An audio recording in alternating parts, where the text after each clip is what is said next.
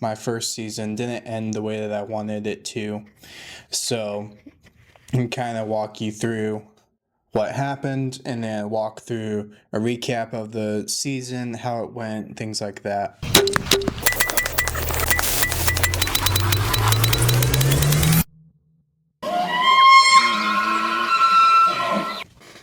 Back in Metropolis on the second day of individual shooting, I was shooting 2 yards low. So I went home, I moved my sight down, and I was shooting spot on. And then about a week before state, I started shooting about 2 yards down again at each distance. 10 yards, I was shooting about 3 inches low. 20 yards, 3 inches low. 30 yards, 3 inches low. And so I was trying to go over everything, and I was asking around, okay, you know, what could this be? Steve at Wild Arrow suggested that I check my peep. And so I did, and I noticed that it was sliding up and down my string. So I got that retied back in and got everything dialed. Was shooting great. The next 2 qualifiers, I was shooting good. And then I got to state and got to practice range. I had like 5 minutes to practice before the start. And I got up, I started shooting, and instantly I was like 2 to 3 inches low at 40 yards. And so, like, just to make sure that it wasn't me, I stepped back up and I shot a shot at 50 yards, and it was 2 to 3 inches low. And so I touched my peep, and sure enough, my peep was moving again. I went to Steve and I said, hey, my peep's moving. He said, all right, you know, let me shoot a couple practice shots and then we will get that tied in. Well, by the time he was done with the practice shots, no fault to him at all, they called everybody up to start shooting. So I didn't have time to move it. So what I did was I put a mark above and below where the peep was, and that way I'd have some kind of form of consistency where I could move that peep back. But I had to do that after every single shot. I did my best to not let that get in my head mentally, but my confidence was wiped. I shot well in comparison to how I did earlier this season, but I knew I could have shot better. And that was the part that was really frustrating to me. And I tried not to let that frustration get to me, but I was torquing the bow a little bit, and that was causing me to shoot right as well as shooting low. I got all 30 targets done. I went inside, handed in my score, and I was done. I came home. We had a night shoot scheduled at 3D. I got a new sight to put on my bow. I got that all dialed in. We went to that night shoot, which is like a glow-in-the-dark shoot. Got like 4 targets in. And I don't know if it was not having the sight of being able to see an arrow on your rest or what. I have no idea what happened. I can't explain it. But I drew back on like the 5th target and I dry fired my bow. And so the string was toast. I didn't know what else was toast on the bow. I was very frustrated at myself for doing that. So I ended up buying a new to me used bow, which was a Bowtech Ascend. Came home, started putting everything on it, soft knocks and D-loop on there, got that all figured out, and then I went up to the peep and moved the peep to where I wanted it and started tying in the peep. And then I was burning the serving string down to the bowstring after I had tied the knot, and the serving string, you know, had a little flame on the end of it, and I let it get too close to the bowstring, and the bowstring, one of the strands of the bowstring got burned and cut and unraveled. So in a matter of 2 weeks, I dry fired my bow, I bought a new bow, and then burned the string. So at that point, I figured that was God's way of telling me that I needed to pause archery for a little while. I had a tournament that I was going to go to at Mark Twain national forest. That didn't happen because of all of this. I was going to go to Coleman as well, and that didn't work out. ASA season didn't end the way that I intended. I was still able to shoot 8 different qualifiers for ASA this year, and I have all the scores up, and I put them into a graph to kind of see how my scores went throughout the year. The qualifiers were all for known 45.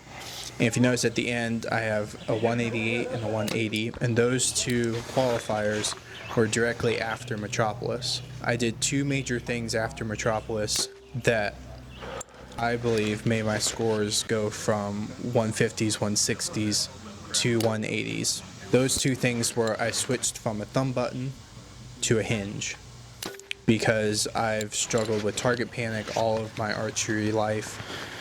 Tried the best that I can, but I never really understood what a surprise shot was until I bought that hinge at Metropolis and came home and tried it out. And I felt that surprise shot for the first time with that hinge. There was a light bulb moment in my head, which was like, that's what this is supposed to feel like. And just knowing what that surprise shot feels like has also improved my shooting of firearms and my shooting of the thumb button. I can go back to that and I can pull off a surprise release now because I know what that feels like, and I'm okay with the pin movement. I'm okay with all those different things. So that was the first major thing that I did. The second major thing was I trained myself to shoot with both eyes open. Last year during archery season, I had issues seeing through my peep, and it was super dark when I was aiming at a couple different deer that it didn't work out on. And then some of the targets, obviously you got black targets, and black targets everybody puts out in the shadiest, darkest spots that they can on the range. And so I started experimenting with shooting both eyes open, and it just drastically changed my ability to see and just relaxing on my face. So those 2 main things I believe were key in improving my shots. I was able to drastically improve my shooter of the year score, but I still got 5th place for shooter of the year in known 45. I got 6th place at ASA State and Metropolis. So I ended up coming in 30th at men's pins 30. Why did I start shooting ASA this year? Last year was my first year bow hunting for whitetails. I never grew up hunting for whitetails with a bow, only elk. I grew up gun hunting for whitetails in the northern woods of Idaho. Moving here to Missouri last year, I was very much unprepared, whether it was punching the trigger, just having that smaller target. But all that said, I have one video of me missing a doe at 40 yards. The one that really hurt last year, that really is the reason why I turned to ASA, is the one shot that I got on camera last year was 10 point at 50 yards, and he was perfectly broadside. I think he was like 49 yards actually. And I felt confident in that shot. I pulled back and let it rip, and he ducked it just a little bit. He folded that shoulder blade down, and I center punched that shoulder blade, tracked him for 200 yards, lost blood, and then we brought a dog in later that day or that night, and that dog couldn't go past the 200 yards that I had tracked. After that wounding of that deer, I said I want to get better at shooting. I want to be better at ethically taking a deer. And I think as hunters, that's what we should all be striving for, is the ability to ethically harvest every deer we take a shot at. That's why I decided to sign up for ASA, because I wanted that pressure on me to make good shots. You know, it's one shot every target. So you have to make every single shot count, just like it's in the woods. And there are some significant differences between shooting 3D and hunting, but I needed something that would push me and put pressure on me and put me into stressful situations that make me have to focus in on my shot. And I think that, I mean, bow season isn't here yet. It's a little over a month away. So we're yet to find out if it actually improved. But as far as confidence in my own abilities, it has significantly improved. I went from shooting 3D, my first 3D course last year, which was at Hooterville. I shot 30 targets and hit 190 something points, something like that, to 30 targets at ASA State, and I hit either 273 or 277. So almost 100-point difference in less than a year. And I went from being like, hey, like every 3D course that I approach, I have a goal. And at the beginning, my goal was just not to miss. The first couple 3D courses I went to, I would miss at least 1 or 2 times every 3D course. And I was like, well, you know, it is what it is. It's like, you know, a 3D course. Can't go to a 3D shoot without losing one arrow. To where now, at ASA State with 30 targets, I was focusing on not shooting a 5. I did not want to shoot 5. I ended up shooting 1 or 2 that were really close to being 8s.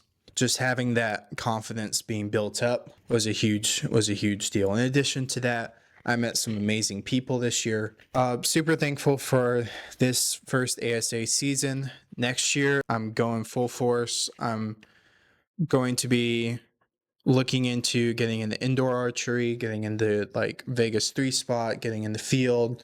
I'm excited. I want to be successful at it. I'd love to be in pro classes one day. So thank you for watching this first year of ASA season. Thanks for cheering me on. Thank you for the support.